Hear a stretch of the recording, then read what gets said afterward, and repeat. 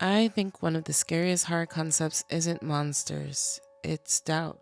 Because once you stop trusting your own mind, how do you know what's real anymore? Today, we're covering Echoes by Joshua Hale Fialkov and Rahson Ekedal. We open inside the Monroeville police station where a man is sitting across from Officer Davis, going over his story for what feels like the 10th time. But before we hear any of it, we get to a hospital where his wife is smiling as she hears their unborn son's heartbeat for the very first time. Then, we're somewhere completely different. The same man is standing in the basement of an old house less than half a mile from where he grew up. In his hands is a small wooden box, a box that may hold the truth behind his father's crimes. But before we find out what's inside, we rewind. His father doesn't have much time to live, so we get this montage of the son trying to balance everything happening in his life. He's taking care of his dying father while also getting ready to become a father himself. Eventually, he sits beside his father's bed. His therapist told him he needed to make peace with his father before it was too late, so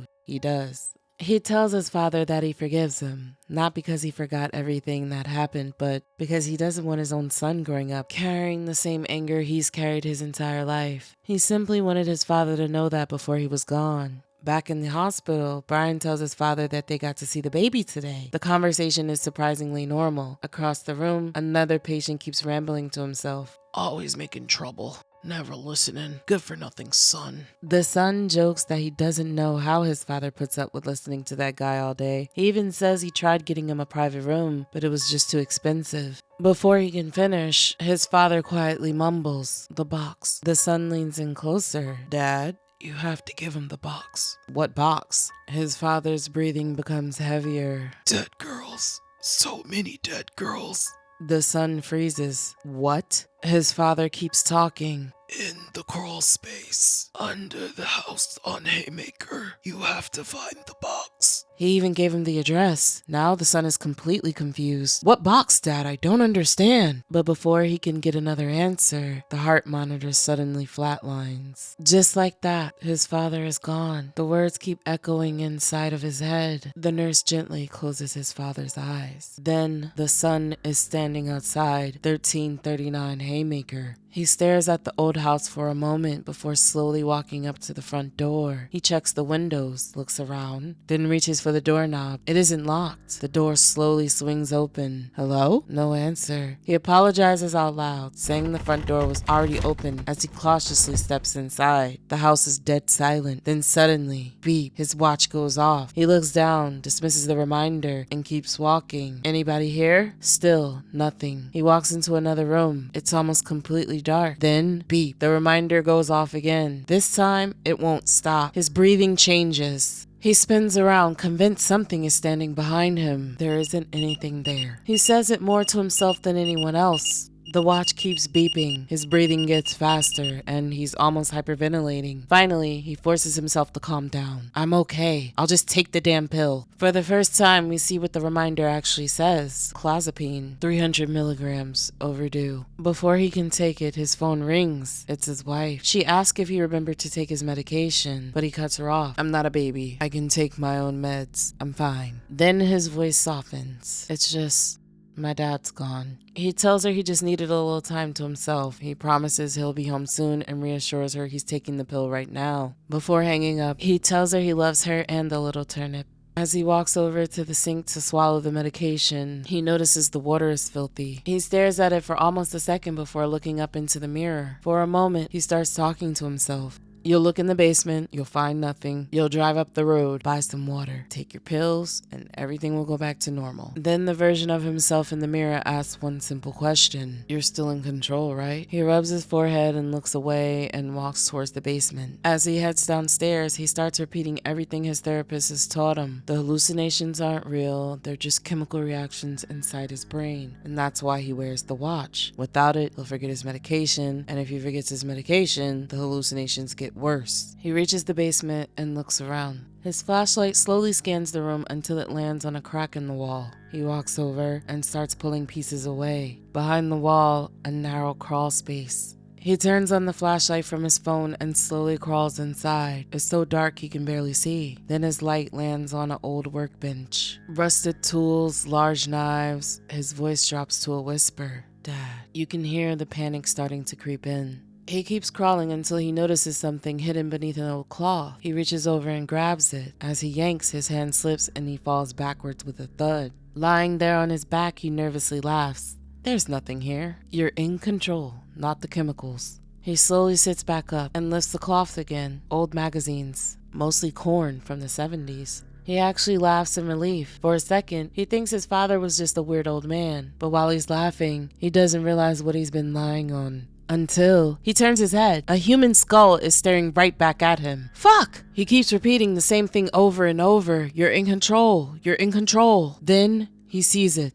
The box. He slowly reaches toward it. Dad? What did you do? He opens it. Inside is a tiny little doll. At first, it honestly doesn't seem like much, but then he unfolds the small note tucked into its hand. The paper has a girl's name, her date of birth, and what the doll is made from. Skin, flesh, bone, memory. He vomits. Then he looks around, and that's when he realizes that wasn't the only doll. There are hundreds of them, maybe even over 1,000. Each one carefully made, each one holding its own little note, each one made from a different girl. 3 days later, they laid his father to rest. 20 minutes after finding the box, the son finally stopped to buy a bottle of water so he could take the pill that was now a half an hour overdue. A week has passed since then. Every day and every night he's been locked away in his basement staring at his father's work. The dolls, trying to make sense of what he's looking at, but the longer he stares, the louder his father's voice becomes. It questions his decision to keep the box, framing it as evidence he should have turned in. His father's disappointment gets inside of his head, causing the man to start psychoanalyzing himself. His fingerprints are all over the crime scene. He could have turned his father in the moment he found the box, but he didn't. Why? Was he trying to protect his father, even after everything he'd done? Or was it something else? The voice suggests a darker possibility that he's drawn to the dolls. The man snaps, telling his brain to shut up. He begs for silence, even for a moment, but the voice keeps going, accusing him of sharing the same impulses. The man shakes his head. His father says he's just making art. In his mind, his father reframes the dolls as a kind of permanence, a twisted form of preservation. Then he mocks his son and tells him, what has he done to leave something behind? The watch starts beeping, longer and louder. The voice shifts, almost encouraging now, nudging him towards action, toward continuing what was started. Brian quietly pulls out his medication, takes a sip of water, and swallows the pills, drowning out the noise of his father's voice. He quietly makes his way upstairs, apologizing to his wife for waking her. She sleepily asks where he's been, downstairs. Then she asks the question she's been asking every day. Did you take your meds? He smiles. Yeah, I took them. The two kiss and climb into bed, but sleep doesn't come easy. He spends the entire night tossing and turning. He's still awake, his eyes slowly open. Before he can even get out of bed, he hears his father's voice again, picking up the conversation right where it left off. His wife gently suggests it might be time for him to go back to work. She asks if he's going to be heading back in soon, and he tells her probably next week. She thinks it might be better if he goes back as soon as he can. Tony says getting back into a routine might help. The suggestion strikes a nerve. He slams his hand against the table. Dr. Freeze is my doctor, not my friend. I don't care if he told you to call him Tony. The room falls silent. Almost instantly, he realizes he snapped at the wrong person. He apologizes. His wife doesn't argue. She simply comforts him, knowing everything he's been carrying since his father's death. Trying to clear his head, Brian tells her he's going to take a shower and get out of the house for a little while. As he drives through town, his father's voice starts up again. It points out all the similarities between them. They look alike, they work the same job, they even take the same medication. But the voice doesn't care. Instead, it tells him to look around. Pick one. Brian glances out the window. A little girl is happily swinging at a nearby park. Good choice. His father says it so casually that Brian feels sick. He pulls the car over and throws up, then puts the car back in drive and leaves. Later that evening, Brian stands in the shower hoping the water will wash away everything that's happened. But even there, his father's presence hangs over him. Brian keeps telling himself he isn't his father. The voice simply laughs. It tells him that repeating it isn't going to make it true. That night, he lies awake beside his wife. Before they fall asleep, she reminds him to take his medication. She gently tells him that if he's starting to lose control again, they can always look into him getting more help. Brian begs her not to send him away again. He doesn't want to leave leave her, and he doesn't want to miss watching their new baby grow up. She reassures him that everything is going to be okay. The next morning, Brian gets dressed and heads back to work. At first, it actually helps. Focusing on the work keeps his mind off the dolls, off the little girl, off the box, and for the first time in over a week, things almost feel normal again. The next 3 days pass without incident until one afternoon. Brian is getting out of his car when a man walks up and calls his name. Brian Kahn? Brian turns around. Yeah? The man introduces himself as a detective with the Monroeville Police Department. He was wondering if he could ask him a couple of questions. Brian agrees. The detective pulls out a photograph and says that he's looking for a little missing girl. The second Brian sees the picture, his stomach drops. It's the same little girl he saw swinging at the park. Trying to stay calm, he tells the detective he doesn't think he's seen her. The detective asks if he's sure, but Brian hesitates. I mean, maybe I saw her riding her bike or something, but I don't know her. The detective nods. He explains she's been missing for 3 days. Brian quietly says that's terrible. It is. The detective sighs. Too many sick people out here. Brian is still confused why the detective came to him. The detective explains it's just standard procedure. Cars that stop outside the school get their license plate written down by one of the aides. Brian's car was one of them. Apparently, the aide also saw him pull over and throw up. Brian quickly explains he wasn't feeling well. The detective accepts the answer. He says if Brian remembers anything that might help to give him a call. He turns and starts walking away, then suddenly stops. Oh, I forgot to give you my card. He walks back over and hands Brian his business card. Then he notices something sitting near the front door. Looks like you've got a package. Special delivery. Brian thanks him and waits for the detective to leave. The second the police car disappears, he rushes inside. His heart is racing. He's sweating. His wife calls out asking if he's okay. Brian tells her he just feels a little claustrophobic. He only needs a minute. Without another word, he heads downstairs into the basement. He carefully opens the package, and inside is another doll, one that looks exactly like the little girl he saw swinging at the park. Brian is staring at the doll that was just delivered.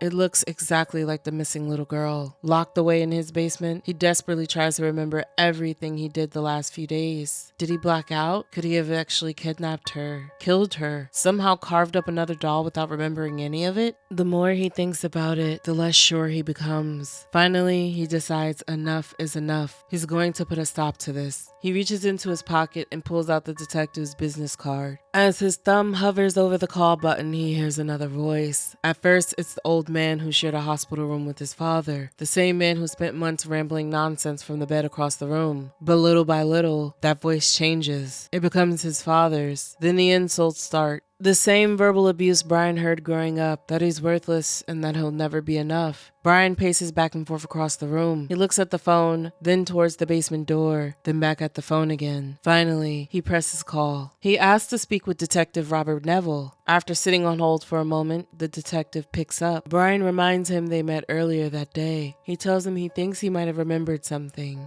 The detective says he's almost done with his shift anyway. He'll swing by in a little while. Later that evening, Brian waits outside for him. His mind keeps racing, replaying the same question over and over. Did he do it or didn't he? The detective finally pulls up and notices Brian sitting outside. You fall asleep? Before Brian can answer, the detective smirks. Blacked out? Brian forces a small laugh and tells him he just hasn't been himself lately. Trying to calm his nerves, he asks if the detective has a cigarette. The detective hands him one and lights it. Brian takes a long drag before joking that his wife is pregnant, so they're both supposed to quit. She'd kill him if he found out. The detective smiles. It'll be our little secret. The detective asks Brian if he remembers anything that could help. Brian tells him that when he pulled over outside the school, another man was circling the block. He had only parked for about 10 minutes, but he saw the same car pass by twice. The detective perks up and asks Brian to describe him.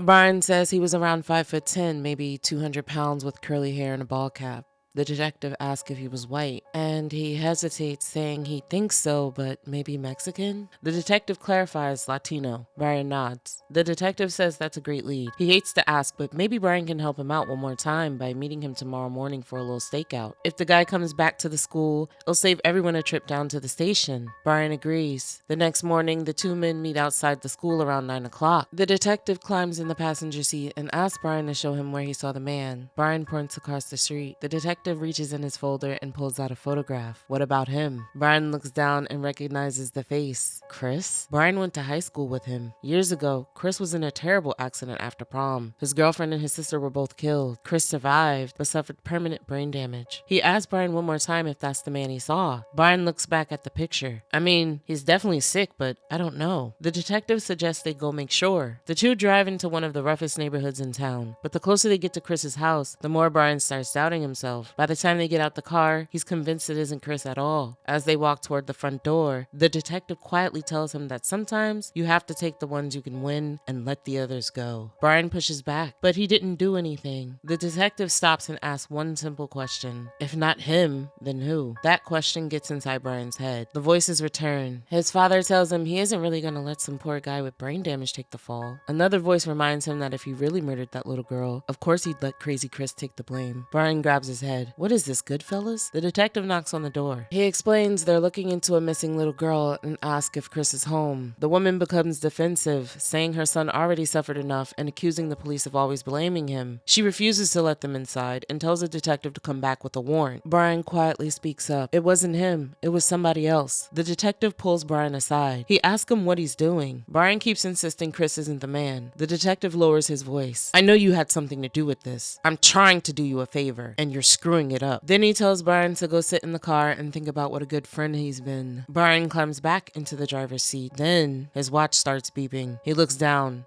No pills. He forgot to refill them. He takes a deep breath and tries talking himself through it. He's only 10 minutes from home. He can make it. Then he sees her, the little girl from the swing, standing just outside the car. Another little girl appears. Before long, the entire car is surrounded by little girls that resemble the dolls in his father's basement. Brian squeezes his eyes shut. They're not real. It's just a chemical reaction. It's just my anxiety. He keeps repeating it to himself until the passenger door suddenly opens. The detective climbs back inside and asks if he's okay. Brian says he's just feeling nauseous. Then the detective drops another bomb. Chris couldn't have done it. He's been in the hospital all week. He has a solid alibi. The detective apologizes. He says it doesn't look good for you, Brian. He was seen outside the school. The mystery man doesn't exist, and Brian doesn't have an alibi. Then he says something Brian never expects to hear. I know you didn't do it, but when people need to close a case, they get nervous. And while you're not as easy as Chris, you seem like a decent sacrifice. Brian quickly tells him he understands. Why are you telling this man you understand? A few minutes later, the detective asks Brian if he has any aspirin and checks the glove compartment. The detective spots Kogo's up ahead and asks Brian if he'll run inside and grab some. Brian agrees. Inside the store, he picks up the aspirin and makes little talk with the cashier before heading back outside. The detective thanks him. Brian says he should probably get home to his pregnant wife. The detective apologizes for keeping him so long and jokes that after Brian drops him back at his car, he can finally retire from police work. As they're driving, Brian keeps catching glimpses of the dead little girl sitting in the passenger seat beside him.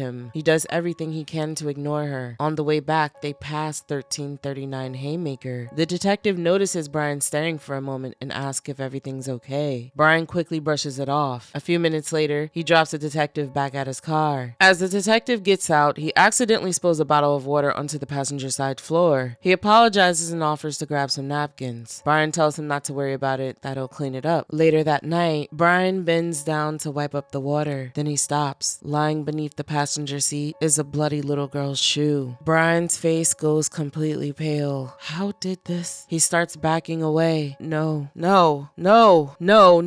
And behind him, the dead little girls quietly ask, Can we play with you?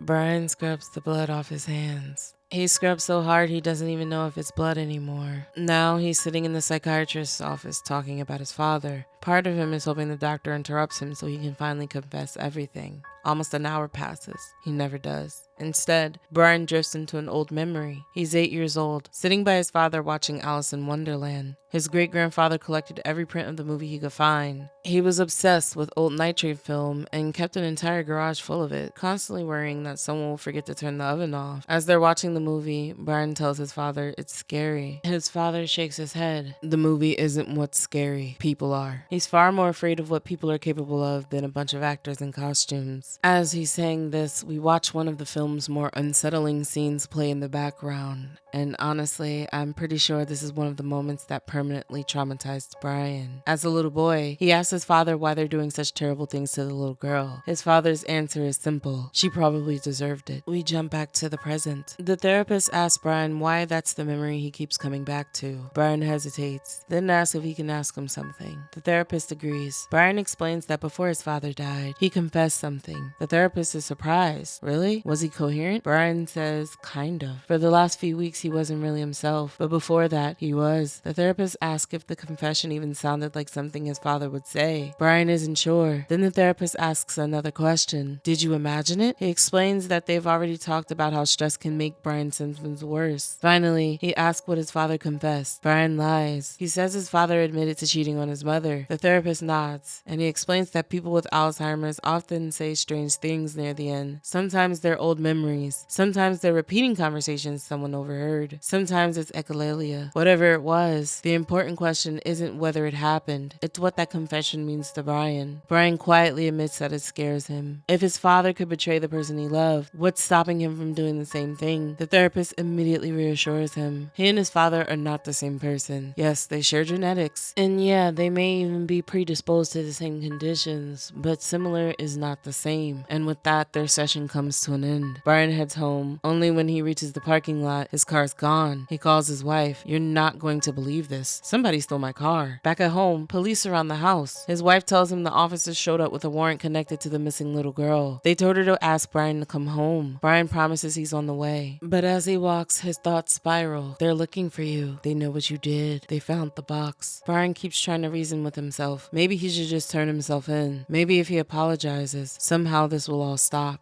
Then his father's voice cuts in, calling him worthless, a waste of space. Brian starts running down the street. Leave me alone. They're not real. They're not real. He keeps repeating to himself until he suddenly slips and crashes to the ground, and for a moment he imagines himself sinking beneath the water, hands reaching towards him, trying to pull him under. Then reality snaps back. He's simply lying on the sidewalk beneath a missing person poster. Someone tells him to get up. Brian looks up and he sees his father. His father calmly tells him the bus is coming. Brian stares at him. I have to go home. Brian shakes his head. You're dead. The bus is coming. Brian finally asks the question that's been haunting him. Why did you do this to me? The hallucination looks back at him, then repeats the question. Why did you do this to me? Moments later, Brian is sitting on the bus. Across from him, he sees another hallucination. A little girl quietly sitting with a knife on her lap. He forces himself to look away. Then the bus driver calls out, Forge Regional Hospital. Brian steps off the bus and calls his wife. He tells her he'll be home soon. Then he desperately tries to convince her that whatever the police told her is not true. He knows he didn't hurt anybody, but before she can answer, he hangs up.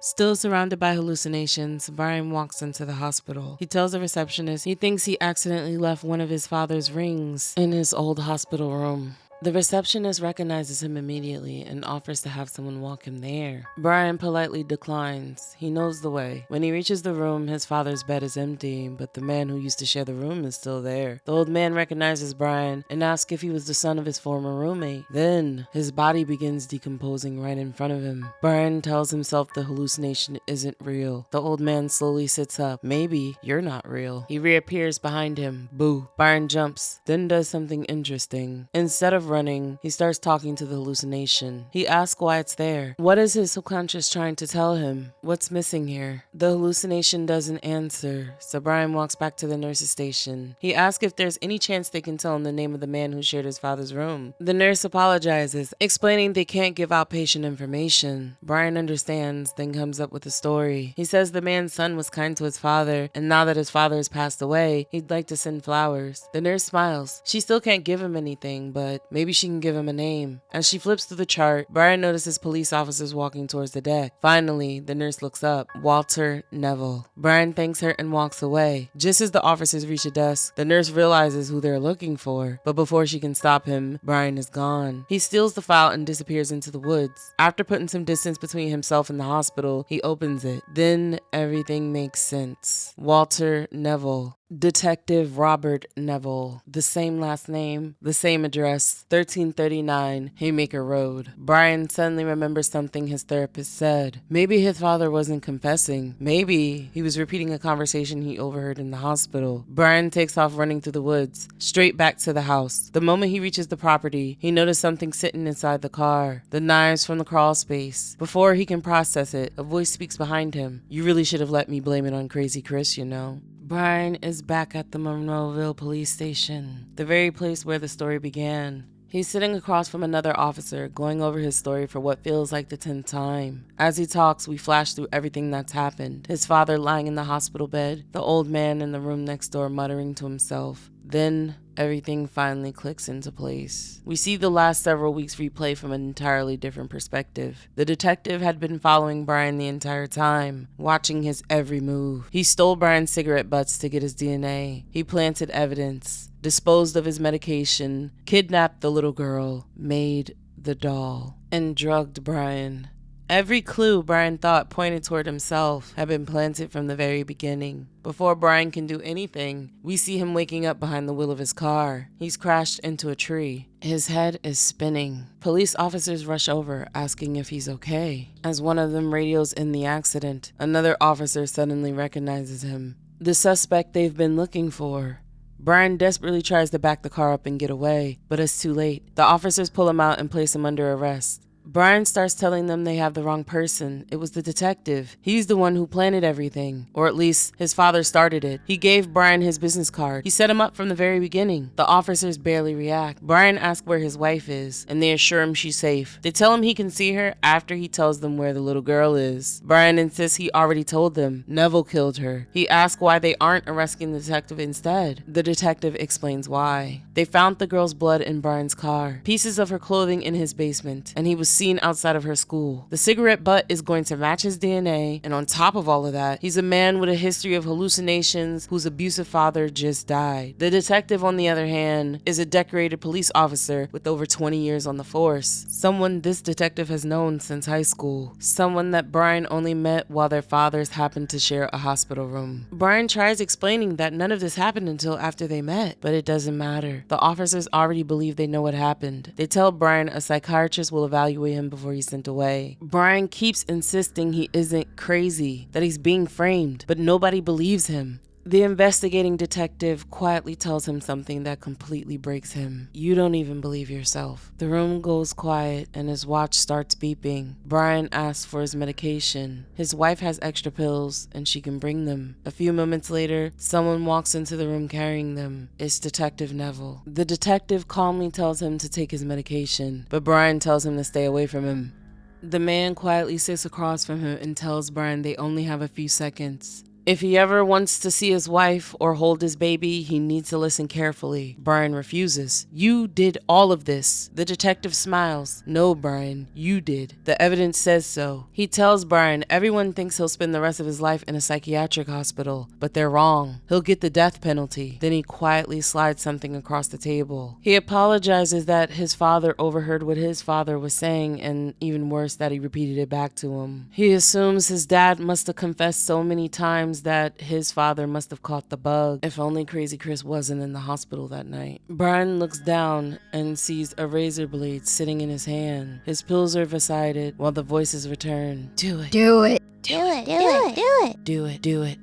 Do it. Do it. Do it. Do it. Do it. Brian stares at the razor for a long moment. Then he slams it on the table. A few minutes later, the officer handling the case walks back in. He notices Brian hasn't taken his medication. Brightly quiet looks up. It doesn't matter anymore. As far as you're concerned, I did it. If I tell you I didn't, you'll just believe it even more. The officer sighs. I just need one piece of evidence for you. Brian looks him in the eyes. Detective Robert Neville was just in here. He handed me a razor blade and told me to kill myself. The officer doesn't even blink. Then Brian realizes he's hallucinating again. The officer's face begins changing, and the little girls surround him. Every one of them repeats the same words. Do it. Do it.